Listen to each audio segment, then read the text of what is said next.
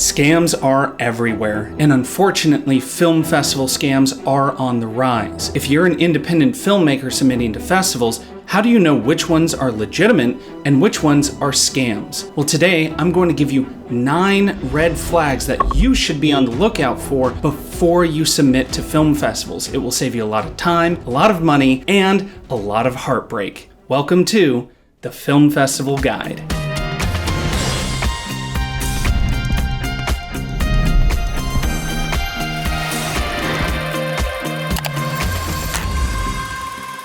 Before we jump in, it's important to acknowledge a red flag or two doesn't automatically mean a film festival is a scam. These are warning signs, not rules. Use them as a guide to help you make informed decisions before you submit your film to festivals. With that said, let's kick this thing off.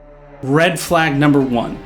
Laurel mills or awards mills. These are festivals that accept nearly every single film that's submitted to them. Filmmakers get excited. I have an official selection. They take that laurel, they slap it on their poster, they run off to social media where they post. Then this cycle continues. Other filmmakers hear about the festival, they get excited, they run off to Film Freeway, they submit, and the money keeps rolling in. These festivals are also notorious for giving out tons and tons of awards. Quarterfinalists, semifinalists, finalists, runner-up, 10th place, 9th place, all the way down to first place. These awards don't really mean much, but the scam is counting on impressionable filmmakers who feel validation that their film has won an award to go out and further promote the film festival, which encourages more filmmakers to submit. The other part of this money-generating scam is they ask filmmakers to pay for an award. They might give a quarterfinalist or a semifinalist award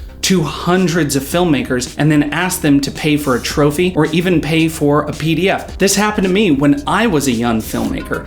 I fell for one of these scams. I was a finalist. I paid $10 to get my certificate, and all they did was send me a PDF. Obviously, they were not interested in my film or encouraging me or growing me as a filmmaker. They were only interested in getting that additional $10, and it worked.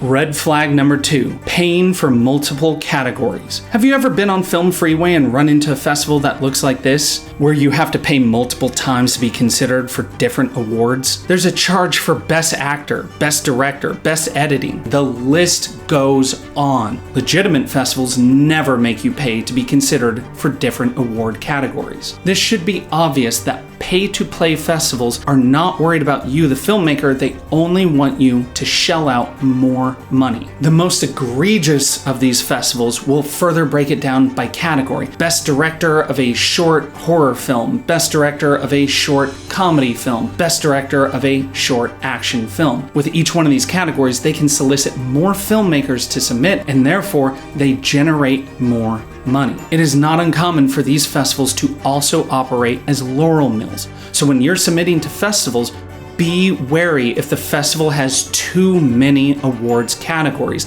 They're preying on your desire to be validated as a filmmaker. As an aside, you should never pay for extras. You should never pay for the festival to represent you at a market. You should never pay for additional services or products that the festival is going to try to push on you.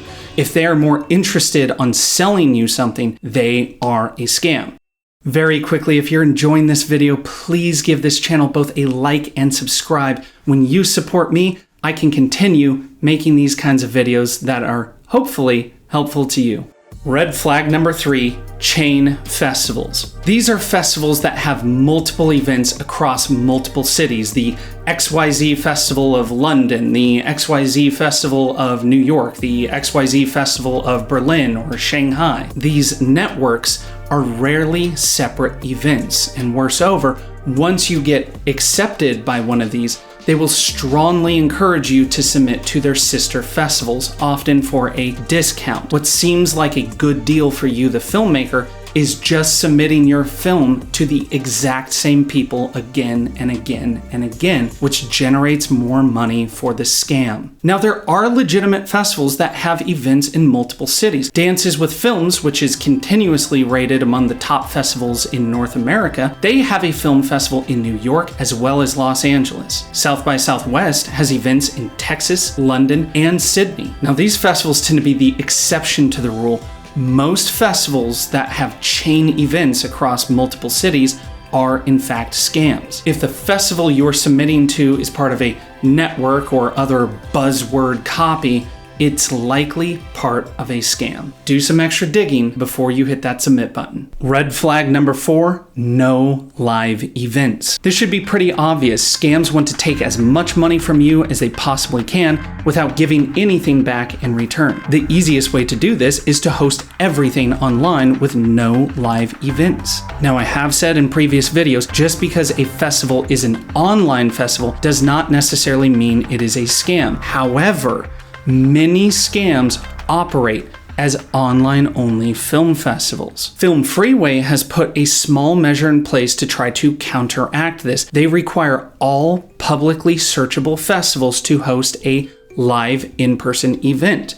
But there's 2 problems with that. The first, it's almost impossible to enforce. The second, they don't specify how big or well organized that live event is. Many scams will circumvent this by having online festivals that encourage hundreds, if not thousands of filmmakers to submit. Then at the end of the year, they will host a live awards event, usually in a hotel lobby or conference room or a bar. They might screen a couple of movies, hand out a couple of trophies, and that's that. Hardly recognizable as a legitimate film festival. Live events take a lot of money, manpower, and time in order to organize and execute. So if the film festival you are submitting to does not have a live event, it means they aren't spending any submission money giving something back to the filmmakers. That is why I am always cautious of film festivals that have no live events. Red flag number 5, no networking events. Similar to the last red flag, another sign of a scam festival is no networking events. While the landscape of film festivals is in a bit of a flux right now, the biggest advantage of legitimate festivals has been and continues to be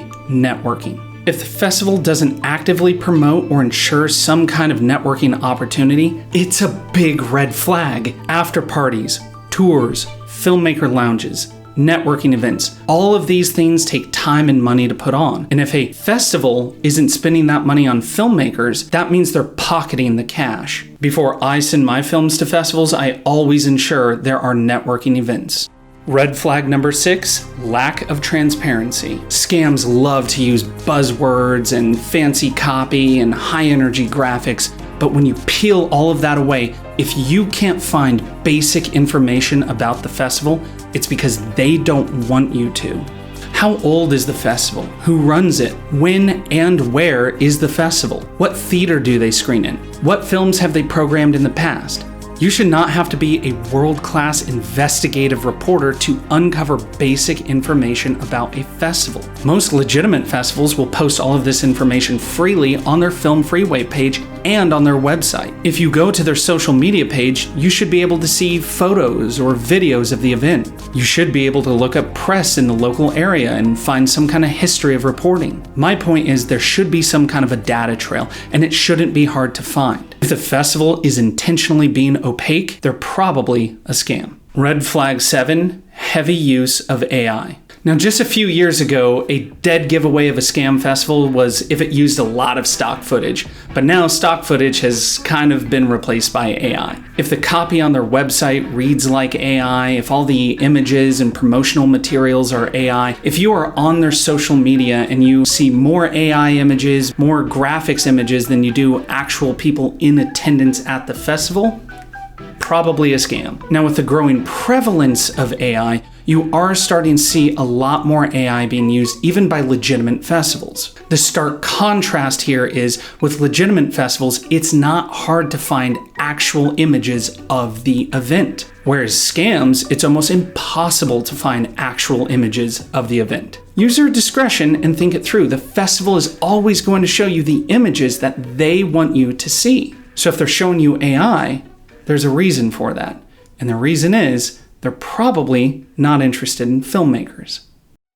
Red flag number 8, the notification date. I'm going to make an entire video on notification dates, but for this video, let's talk about a little trick that scam festivals will pull. What they'll do is they'll have a notification date suspiciously close to the screening dates of the film festival. Here's how it works. Let's say you submit your film to the totally awesome XYZ Film Festival of Wyoming. Let's say the notification date is on a Tuesday, and the screening dates of the festival are that following Saturday and Sunday. How many of you watching this video would be able to drop everything, work, family, school, kids, whatever, book a plane, book a car, book a hotel, travel all the way to Wyoming with only a couple of days heads up? I'll bet most of you couldn't do that, and scam festivals are also betting most of you couldn't do that. If the notification date, the day you get a yes or a no from the film festival,